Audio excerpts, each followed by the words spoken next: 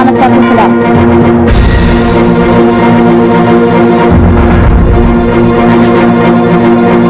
Oxygen concentrator लेकर पटना आया air force का प्लेन। ऑक्सीजन की किल्लत से मिलेगी राहत, सरकारी कोविड अस्पतालों में लगेंगे ऑक्सीजन।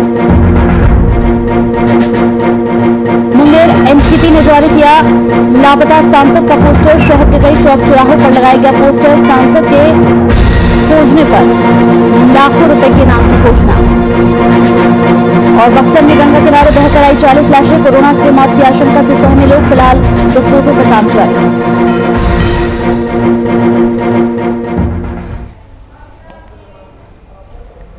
नमस्कार, वीआईपी न्यूज में आपका स्वागत है। आपके साथ हाजिर हूं मैं कंचन। शुरुआत करेंगे बुलेटिन के इस वक्त की बड़ी खबर के साथ। इस वक्त की बड़ी खबर टीवी स्क्रीन पर आपको दिखाने जा रहे हैं। इस वक्त की बड़ी खबर, पटना से जाप प्रमुख पप्पू यादव की गिरफ्तारी पर बवाल शुरू हो चुका है। पीयू के जाप छात्र युवा अध्यक्ष साथ ही मुख्यमंत्री आवास का छात्र नेता पैदल करेंगे मार्च। इस वक्त की बड़ी खबर टीवी स्क्रीन पर, पप्पू यादव की रिहाई की लगातार कर रहे हैं मांग।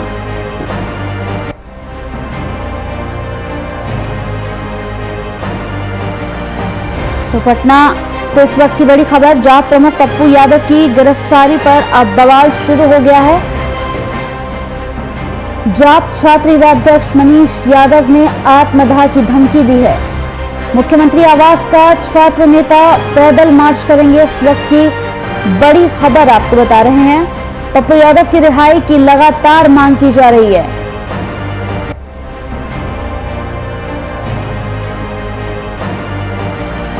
तो जाप प्रमुख पप्पू यादव की गिरफ्तारी पर बवाल शुरू हो चुका है। राजनीतिक प्रतिक्रियाओं की दौड़ भी लगातार नजर आ रही है। इस पूरी खबर पर ज्यादा जानकारी के साथ संवाददाता अनिल हमारे साथ फोन लाइन पर जुड़ गए हैं। अनिल, मुख्यमंत्री आवास का छात्र नेता पैदल मार्च करेंगे, क्या कुछ अपडेट मिल रहा है इस पूरी खबर पर? पप्पू यादव की रिहाई की लगातार मांग की जा रही है। जी बिल्कुल कंचन, देखिए यहाँ पे जाप सुप्रीमो पप्पू यादव की आज गिरफ्तारी हुई है, जिसमें कि उन्हें अब तमाम धाराओं के तहत उनको जेल भेजने की कवायद जो है वो प्रशासन की ओर से की जा रही है। ऐसे में जाप समर्थक जो है वो लगातार पटना के गांधी मैदान थाना अंतर्गत वो उनके मुख्य द्वार पर पहुंच के वहां पे हंगामा भी किया है और लगातार विरोध प्रदर्शन करते दिख रहे हैं। ऐसे में कहीं ना कहीं जाप के ही एक कार्यकर्ता हैं और अगर बात करें हम तो छात्र पीयू के छात्र नेता भी हैं। उन्होंने साफ तौर मनीष यादव ने साफ तौर पे यह कहा है कि अगर पप्पू यादव की जल्द से जल्द रिहाई नहीं अगर होती है तो वो अपने आत्मदाह की वो तमाम तरह की कवायदें जो वो करेंगे और उसके बाद वो कहीं ना कहीं ये भी कहते हुए नजर आए हैं कि वो मुख्यमंत्री इसके विरोध में वो मुख्यमंत्री आवास का भी घेराव करने का काम करेंगे। तो ऐसे में कहीं ना कहीं जाप समर्थकों द्वारा लगातार जो है पटना के गांधी मैदान परिसर के पास जो है हंगामे का दौर गुजर रहा है। वहीं अगर बात करें हम तो अब पुलिस की कार्रवाई जो है वो अब आगे बढ़ चुकी है और तमाम तरह के जितने भी धाराएं हैं वो लगाकर पप्पू यादव को जेल भेजने की कवायद जो है वो अब की जा रही है। चलिए, बहुत बहुत शुक्रिया इस पूरी खबर पर तमाम जानकारी हम तक पहुंचाने के लिए।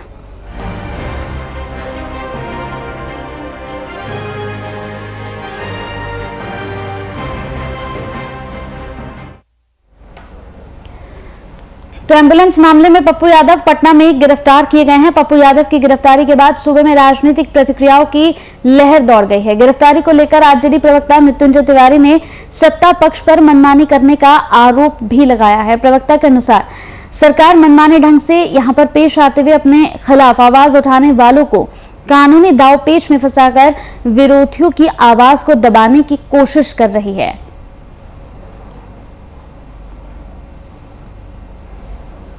जो सच्ची आवाज को रोके वो दीवार गिरेगी, काले कानूनों की जननी ये सरकार भी गिरेगी। सरकार लॉकडाउन तोड़ने के आड़ में जो सरकार के खिलाफ आवाज उठाते हैं उस आवाज को दबाना चाहती है, केस करती है, मुकदमा करती है, गिरफ्तारी करती है। नेता विरोधी दल श्री तेजस्वी यादव जी ने पिछले लॉकडाउन में जब जनता की मदद के लिए बाहर निकले थे तो आधा दर्जन से ज्यादा मुकदमा तेजस्वी यादव जी पर कर दिया गया था।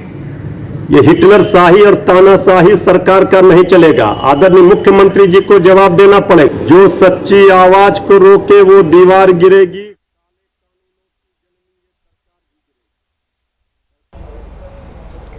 तो पल्स पोलियो अभियान को लेकर लालू प्रसाद के ट्वीट बिहार प्रदेश बीजेपी ने पलटवार किया है। पार्टी के प्रदेश प्रवक्ता डॉक्टर राम सागर सिंह ने लालू के ट्वीट पर तंज कसते हुए सच्चाई का आईना भी दिखाया। प्रदेश प्रवक्ता के अनुसार 1995 और 1996 में लालू प्रसाद के पल्स पोलियो उन्मूलन में हिस्सेदारी के बजाय चारा घोटाले से बचने के लिए सीबीआई से जंग हो रही थी। साथ ही उन्होंने लालू प्रसाद के पल्स पोलियो उन्मूलन को लेकर अपने ट्वीट से उन पर देशवासियों को गुमराह करने का आरोप भी लगाया है।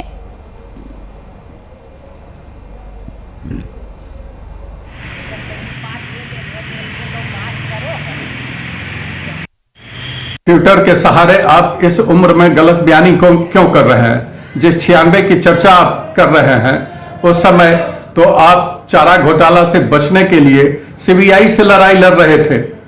जोगेंद्र सिंह जो डायरेक्टर थे सीबीआई का, उनका ट्रांसफर करवा रहे थे। पल्स पोलियो के खिलाफ कहां लड़ाई लड़ रहे थे? पल्स पोलियो के खिलाफ तो दिल्ली के स्वास्थ्य मंत्री रहे डॉक्टर हर्षवर्धन लड़ाई लड़ रहे थे और उन्हीं के नेतृत्व में भारत लड़ाई लड़ा पल्स पोलियो के खिलाफ और भारत से पल्स पोलियो को भगाकर विश्व में परचम लहराया था। उसी डॉक्टर हर्षवर्धन के नेतृत्व में कोरोना के खिलाफ भी भारत लड़ाई लड़ रहा है और कोरोना को भी हराएगा और विश्व में कोरोना को हराने का परचम भी लहराएगा।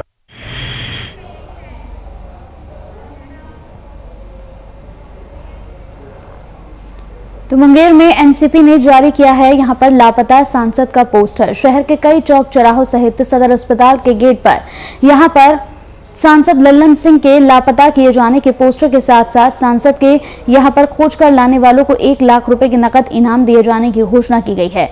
मीडिया से बातचीत के दौरान एनसीबी श्रमिक प्रकोष्ठ के प्रदेश अध्यक्ष संजय केसरी ने सांसद लल्लन सिंह को यहां आदतन को लापता बताते हुए महामारी के दौर में उनके द्वारा किसी भी किस्म की मदद नहीं प्रदान किए जाने की बात कही है।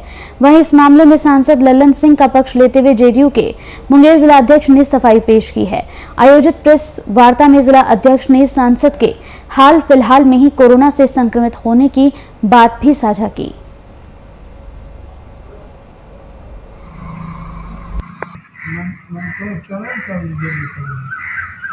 हमारे आदतन लापता सांसद फिर भी लापता है। ये लापता गण के किस बिल में छिपे हुए हैं, उस बिल से कैसे निकलेंगे, इसको लेकर मुंगेर संसदीय क्षेत्र की जनता बहुत चिंतित है। आप लोगों ने राष्ट्रवादी कांग्रेस पार्टी ने क्षेत्र हित, जनहित, मुंगेर हित में लापता सांसद ललन सिंह को खोज कर लाने वाले व्यक्ति को 1 लाख रुपया इनाम देने का ऐलान किया।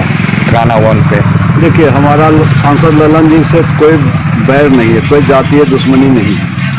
हमने हमेशा मुंगेर हित में यह चाहा है कि जनप्रतिनिधि जिनको मुंगेर के लोग वोट दे के अपना हितों का पहरेदार चुने, दुख तकलीफ में वो अपने संरक्षक के रूप में चुने, वैसे लोगों को दिन रात एक कर देना चाहिए था मुंगेर के लोगों के लिए। लापतागंज के बिल में छुपकर अगर बोल रहे हैं कि हम सभी काम करवा रहे हैं, तो इनको पूर्व सांसद पप्पू यादव से सीख लेनी चाहिए। बिहार में विपक्ष की ओर से हमला करने का नया तरीका इजाद किया गया है। विपक्ष की ओर से नेताओं के खिलाफ अब पोस्टर वार शुरू कर दिया गया है। ताजा मामला, नेता प्रतिपक्ष तेजस्वी यादव ने सूबे के स्वास्थ्य मंत्री मंगल पांडे के खिलाफ पोस्टर निकालते हुए उन्हें लापता बताया है। साथ ही उन्होंने संक्रमण काल में स्वास्थ्य मंत्री को लापता बताते हुए जल्द लौट आने की अपील की है।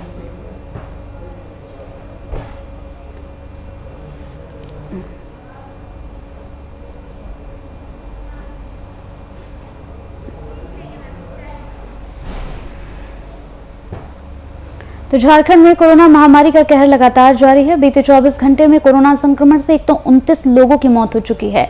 साथ ही झारखंड की बात करें तो 6187 नए कोरोना पॉजिटिव मरीजों की पुष्टि हुई है।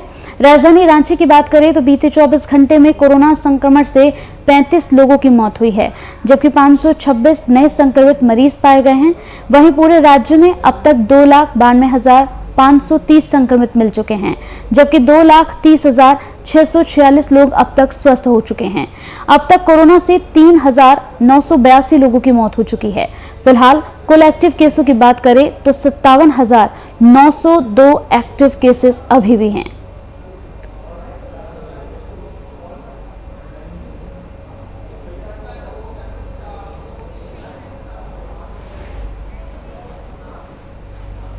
सोनपुर अनुमंडल स्थित एनएमएम प्रशिक्षण केंद्र में बनाया गया कोविड केयर सेंटर इन दिनों बदहाली पर रो रहा है। इस सेंटर की व्यवस्था देखकर यहां आए बीमारों से यहां ग्रसित मरीज या वैक्सीन लेने वाले, कोरोना जांच कराने वाले लोग परेशान हो रहे हैं। बात करें तो कोविड केयर सेंटर में सफाई व्यवस्था बिल्कुल भी नहीं होती। साथ ही काम कर रहे कर्मचारियों को सैनिटाइज की व्यवस्था यहां नहीं मिल पा रही है। इस मामले में कई कर्मचारियों ने बताया कि मृतक के शव यहां पर उठ जाने के बाद भी रूम या कोविड केयर सेंटर में सैनिटाइज नहीं किया जाता। इसी मामले को लेकर गरीब रक्षक आर्मी के संयोजक प्रभात रंजन ने प्रशासन से कोविड केयर सेंटर की तत्काल सफाई करवाने की मांग की है।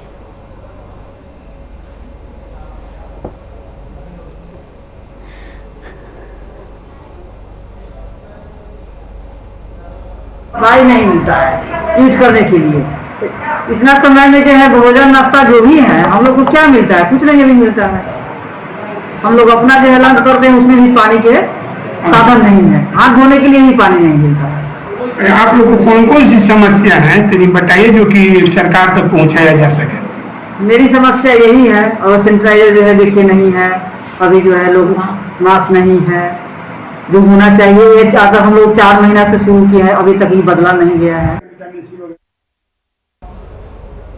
लॉकडाउन नियमों के उल्लंघन को लेकर शिथिल रवैया अपनाने की शिकायतों के बाद समस्तीपुर जिले के रोसड़ा नगर प्रशासन की ओर से सख्त रवैया अपनाया गया। नगर प्रशासन की ओर से पूरे शहर में लॉकडाउन के नियमों का पालन कराने के लिए जांच शुरू की गई, जिसके बाद उल्लंघन करने वाले दुकानदारों में हड़कंप मच गया।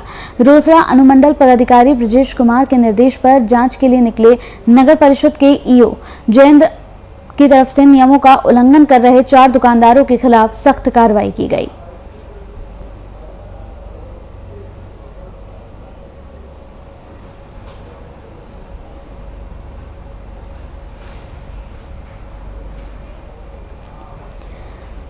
कोरोना की बढ़ती रफ्तार को देखकर राज्य सरकार ने सूबे में पूर्ण लॉकडाउन का फैसला लिया है। हालांकि लोगों को इस लॉकडाउन से परेशानी न हो, इसे लेकर सुबह 7 बजे से 11 बजे तक छूट भी दी गई है। हालांकि जो नज़ारा सड़कों पर दिख रहा है उससे ये नहीं लगता कि शहर में लॉकडाउन को प्रभावी रूप से लागू किया गया है। लोग बेपरवाह होकर सड़कों पर घूम रहे हैं। आपको बता दें कि कोरोना की लहर पर ब्रेक लगाने के लिए 15 मई तक लॉकडाउन का फैसला लिया गया। बावजूद इसके लोग बेवजह घरों से बाहर निकलते हुए देखे जा रहे हैं।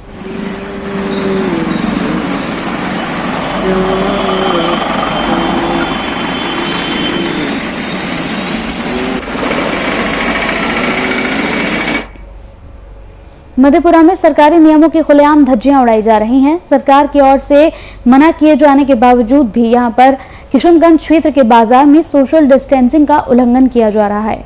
इसके साथ ही बाजार में मौजूद लोगों के बीच मास्क का इस्तेमाल भी नदारद हुआ।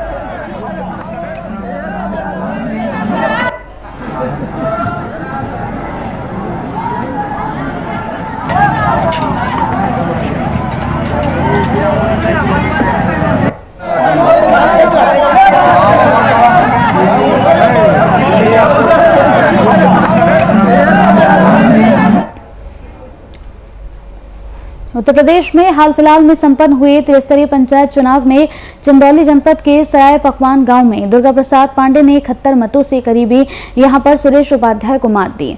जीत की घोषणा के बाद समर्थकों ने विजय पांडे को यहां पर फूलमाला के साथ स्वागत किया। इस दौरान प्रधान समर्थकों ने कोरोना संक्रमण के सभी नियमों को ताक पर रखते हुए जुलूस निकाला।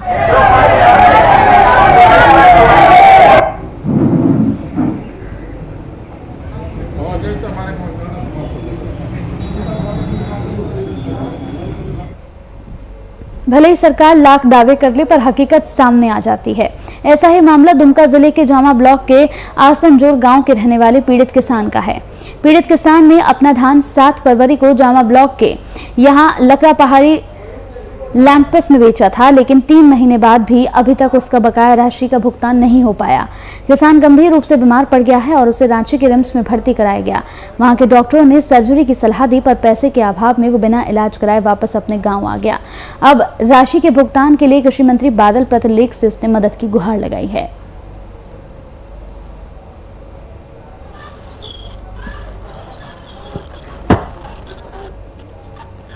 लॉन्च में धान दिए हैं 7 फरवरी को, और धान दिए हैं उसके बाद जो अभी तक एक किस्त का पैसा नहीं आया है। तो जो है स्वयं बीमारी से ग्रस्त हैं। रांची रिम्स के डॉक्टर द्वारा जो ऑपरेशन करने का सलाह दिए हैं, तो सलाह दिए तो पैसा के लिए वहाँ जो है सो खर्च करने लगा, उसके जिसके चलते हम जो है सो वहाँ भर्ती नहीं हो पाए। और धान दिए थे सर अपना इलाज के लिए कि जो है सो हो जाएगा।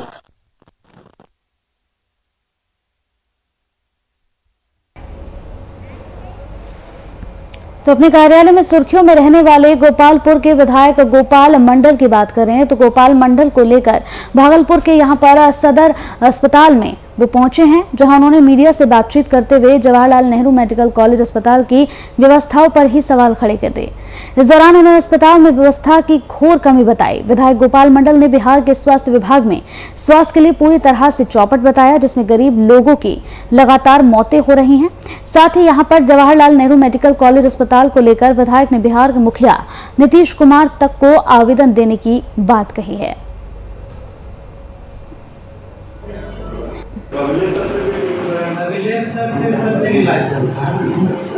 रुद्रा बीबी के ट्रीटमेंट के लिए आए हुए थे और इनका रिलेशन है जगतपुर में, जो कि प्रकाश मुखिया जी गुजरिए। ये छोटे मतलब जेठ सास लगते हैं। हमारा कर्तव्य बनता है, बड़ा भाई वो थे। जैसे फोन किया इनके क्या कहा जाए कि बेटा ने मतलब सोनू ने, प्रकाश मुखिया के बेटा ने, तो हम चले ट्रीटमेंट के लिए।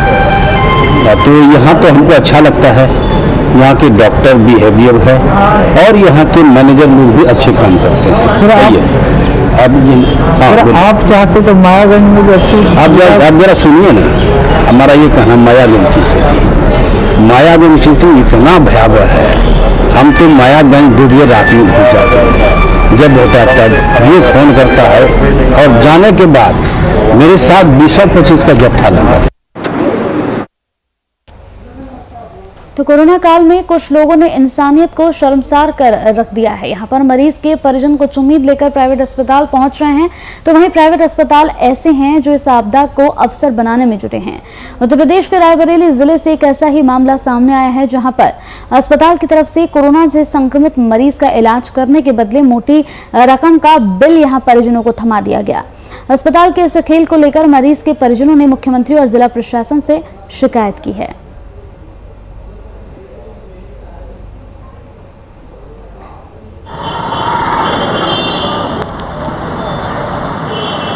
श्रीमान जिलाधिकारी महोदय द्वारा 3 दिन पहले 2 कोविड हॉस्पिटल बनाए गए थे। एक नर्सिंग सिटी नर्सिंग होम को और एक तांता हॉस्पिटल ITI में, जो डॉक्टर संजय जी के नेतृत्व में चल रहा है। तो ये हम लोगों को मैसेज से ऐसा भी मिला था वहाँ पर कि एक दिन के मरीज का 6 से 7 हज़ार रुपया समथिंग का खर्च एक दिन का आता है। तो ये सोचा गया कि L2 की जगह अगर इनको यहाँ पर कर दिया जाए तो इससे मरीज को लाभ भी मिल जाएगा और नज़दीक भी रहेगा। साथ ही साथ परिजन जो इनके तीमारदार हैं वो सिटी के रहने वाले परेशान नहीं होंगे और उनको आर्थिक मदद हमारा संगठन जो है उनको कर देगा। और वो जो देर होगा वहाँ पर खर्च होगा वो उसको किसी तरीके से हम लोग मैनेज करा देंगे, जो कर सकते हैं, नहीं तो हम लोग उनको हेल्प कर देंगे। इस उद्देश्य से हम लोगों ने ले जा करके वेदांता में वहाँ पर डॉक्टर संजय से कॉन्टेक्ट करके वहाँ पे मरीज को भर्ती किया गया। तो कन्नौज जनपद में पुलिसकर्मी से घूस लेने का सनसनीखेज मामला सामने आया है। मामला जनपद के यहां पर छिमराव कोतवाली का है, जहां नवीन मंडी चौकी प्रभारी ने मनमानी दिखाते हुए रिलीज ऑर्डर के बावजूद रिश्वत ली। इस मामले में एक वीडियो भी वायरल हुआ है जिसमें चौकी प्रभारी साफ तरह से यहां घूस लेते हुए देखा जा रहा है। जानकारी के अनुसार युवक के बस का रिलीज ऑर्डर पेश किए जाने के बाद भी चौकी प्रभारी ने यहां पर दबाव बनाने पर पैसे मांगे।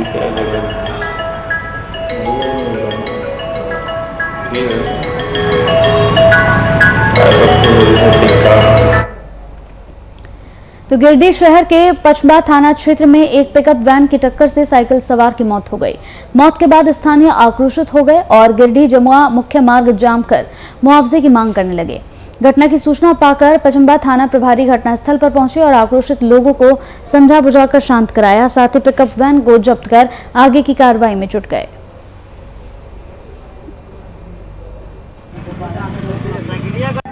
आज सुबह हुआ है और ये गिरजा मल्ला था, हमारे गांव का था, गरीब मल्ला था।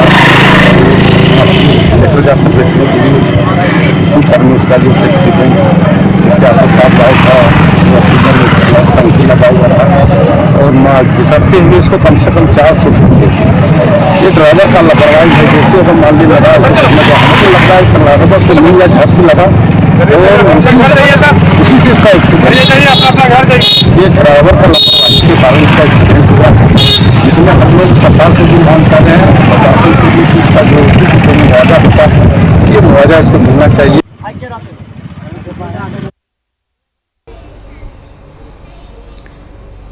हल्की बारिश के बाद से ही पूरे तरफ यहां पर पानी ही पानी देखा जा रहा है, जिसकी वजह से जिला मुख्यालय की कई सड़कें झील में तब्दील हो गई हैं। आम लोगों को जरूरी सामानों की खरीदारी करने में कड़ी मशक्कत करनी पड़ रही है। वहीं लोग जल जमाव को लेकर नगर निगम और जनप्रतिनिधियों को दोष दे रहे हैं। आपको बता दें कि इससे पहले साल 2020 में हुई बारिश के बाद शहर का हाल बेहाल था, जिसके बाद सदर विधायक विजय खेमका ने जल निकासी की समुचित व्यवस्था का आश्वासन लोगों को दिया।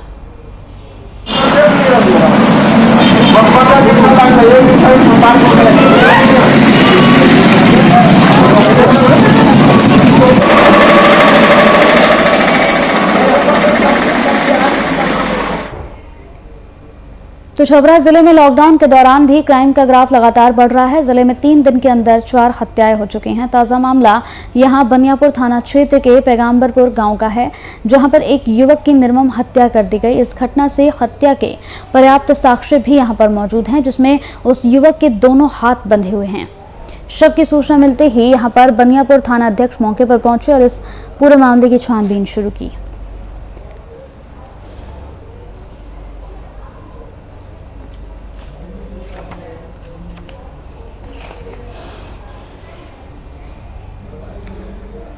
तो बिहार में चौपट स्वास्थ्य व्यवस्थाओं और मजबूत महिला के साथ यहां पर बदसलूकी का मामला सामने आया है। आपको बता दें कि एक मजबूर महिला जिसके साथ ये पूरा मामला हुआ, खबर भागलपुर होम की है, जहां पर कोरोना का लक्षण पाए जाने के बाद महिला अपने पति को अस्पताल लेकर पहुंची। स्वास्थ्य कर्मियों की लापरवाही इतनी व्यापक स्तर पर देखने को मिली कि 3 अस्पताल के चक्कर काटने के बाद भी महिला अपने पति को बचा नहीं पाई। इतना ही नहीं, लोकल अस्पताल में पति की हालत से मजबूर महिला के साथ यहां पर ज्योति कुमार नामक युवक ने छेड़खानी भी की।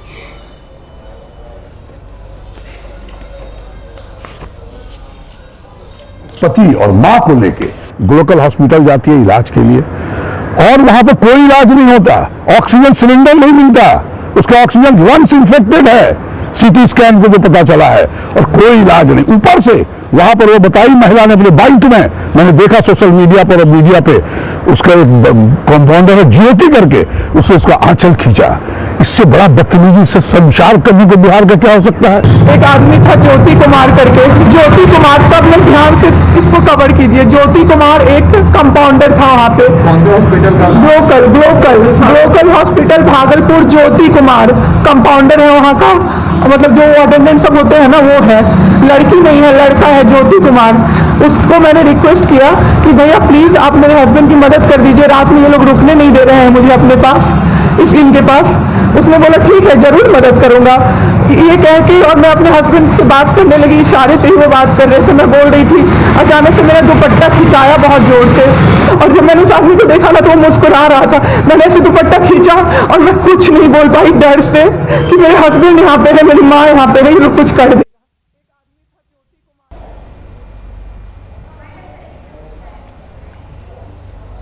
चलिए इसी के साथ VIP न्यूज में मेरे साथ इतना ही। नमस्कार।